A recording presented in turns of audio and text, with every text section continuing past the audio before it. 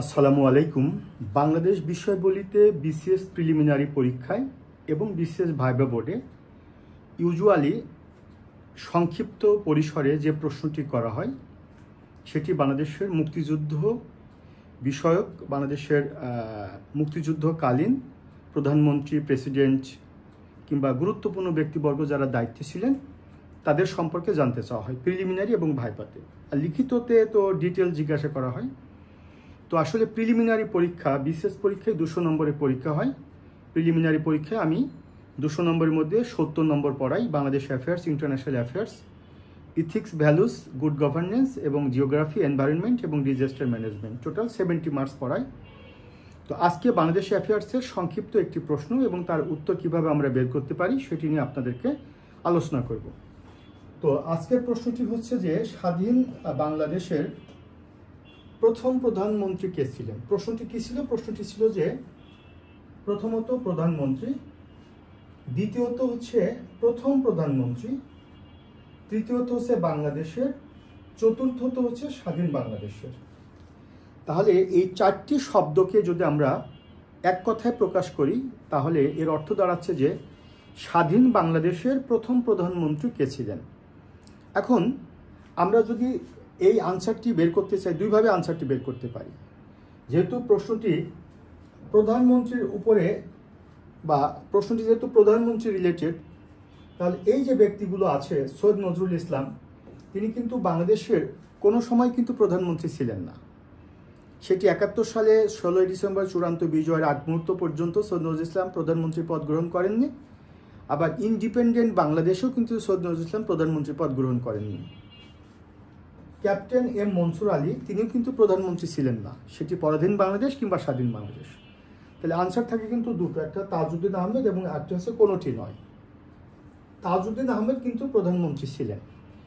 এখন তাজউদ্দিন আহমেদ কোন সময়কালীন প্রধানমন্ত্রী ছিলেন? তাজউদ্দিন আহমেদ যখন মুক্তিযুদ্ধ হয়েছিল 1971 সালে 26শে মার্চ স্বাধীনতার ঘোষণা দেবার মধ্য দিয়ে আনুষ্ঠানিকভাবে মুক্তিযুদ্ধ শুরু হলো এবং 16 ডিসেম্বর 1971 চূড়ান্ত বিজয় অর্জনের আগ মুহূর্ত পর্যন্ত যে বাংলাদেশ, সেই বাংলাদেশকে সরকার প্রধান হিসেবে দায়িত্ব পালন করেছিলেন প্রয়াত তাজউদ্দিন আহমেদ। তাহলে তাজউদ্দিন আহমেদ বাংলাদেশের প্রথম প্রধানমন্ত্রী, কিন্তু 1971 সালে ডিসেম্বর মাসে চূড়ান্ত বিজয় অর্জন করবার পরে তাজউদ্দিন আহমেদ কি প্রধানমন্ত্রী পদ গ্রহণ করেছেন? না। যেহেতু আমাদের প্রশ্নটি ছিল স্বাধীন বাংলাদেশের প্রথম প্রধানমন্ত্রী, কাজী এখানে উত্তরটা কিন্তু সেই অর্থে তাজউদ্দিন আহমেদ না। তাহলে চারটা উত্তরের মধ্যে সঠিক উত্তর কোনটি হবে? যেহেতু তিনটি না, তাহলে সঠিক উত্তর হবে কোনোটি নয়। এখন কোনোটি নয় এটি তো বুঝলাম, তাহলে কোন ব্যক্তি স্বাধীন বাংলাদেশের প্রথম প্রধানমন্ত্রী?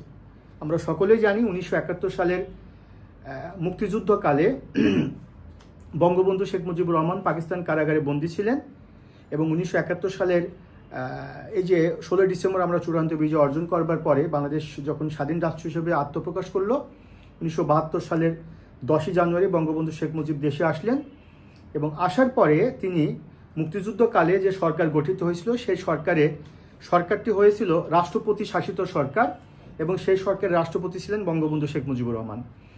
এবং 1972 সালে দেশে আসার পরে তিনি 1972 সালের 11 জানুয়ারি তিনি অস্থায়ী সংবিধান আদেশ জারি করলেন এবং 1972 সালের 12 জানুয়ারি তিনি প্রধানমন্ত্রী পদ গ্রহণ করলেন। এবং এই যে ইন্ডিপেন্ডেন্ট বাংলাদেশ, অর্থাৎ 1971 সালের 16 ডিসেম্বর চূড়ান্ত বিজয় অর্জন করবার পরে যে বাংলাদেশটি আমরা পেয়েছি, সেই বাংলাদেশের প্রথম প্রধানমন্ত্রী হিসেবে দায়িত্ব গ্রহণ করলেন বঙ্গবন্ধু শেখ মুজিবুর রহমান। কাজেই উত্তরটি কি হবে? কোনোটি নয়। তাহলে কোনোটি নয় ব্যক্তিটাকে, সেটা হচ্ছে বঙ্গবন্ধু শেখ মুজিবুর রহমান, তিনি হচ্ছেন স্বাধীন বাংলাদেশের প্রথম প্রধানমন্ত্রী।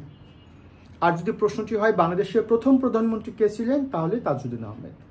তো প্রিলিমিনারি যারা স্টুডেন্ট তাদেরকে মেসেজ কনভে করি, আমি বিসিএস এর আমার যারা প্রিলিমিনারি স্টুডেন্ট তাদেরকে কিন্তু পড়ানোর সময় এই টেকনিকগুলো অবলম্বন করতে বলি। সরাসরি প্রশ্নের সাথে উত্তরে তুমি যাবা না, তুমি উত্তরটিকে দেখবা যে উত্তরের সাথে প্রশ্নের কোন কোন জায়গায় মিল আছে, কোন কোন জায়গায় অমিল আছে। চারটা উত্তরের মধ্যে সঠিক উত্তরটি খুঁজে বের করার কৌশলটাই হলো তিনটা উত্তর যেহেতু ভুল, সেই ভুল তিনটা উত্তর আমরা বের করে ফেলবো, তারপরে যেটি থাকে সেটি সঠিক উত্তর। অথবা প্রশ্নের সাথে উত্তরের প্রাসঙ্গিকতা এটা বুঝবার জন্য প্রশ্নটিকে আমরা বিশ্লেষণ করব। এগুলো যদি আমরা খেয়াল করি, আশা করছি আমরা ভালো একটা নম্বর পাবো বা আমার প্রিলিমিনারিতে আমরা ওভারকাম করব। একই সাথে এখান থেকে বিশেষ ভাইবা বোর্ডেও প্রশ্ন করতে পারে যে বলেন তো যে বাংলাদেশের মুক্তিযুদ্ধকালে যে সরকারটি গঠিত হয়েছিল সেই সরকারটি কেমন টাইপের সরকার ছিল? স্যার, রাষ্ট্রপতি শাসিত সরকার। সেই সরকারের রাষ্ট্রপতি কে ছিলেন? আমরা জানি যে বঙ্গবন্ধু শেখ মুজিবুর রহমান। সেই সরকারের প্রধানমন্ত্রী কে ছিলেন? তাজউদ্দিন আহমেদ।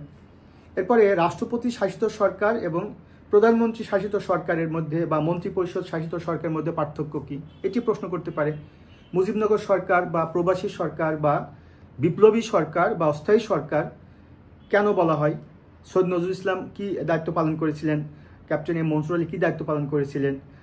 তাজউদ্দিন আহমেদ কি দায়িত্ব পালন করেছিলেন? অনেক রকম প্রশ্ন হতে পারে।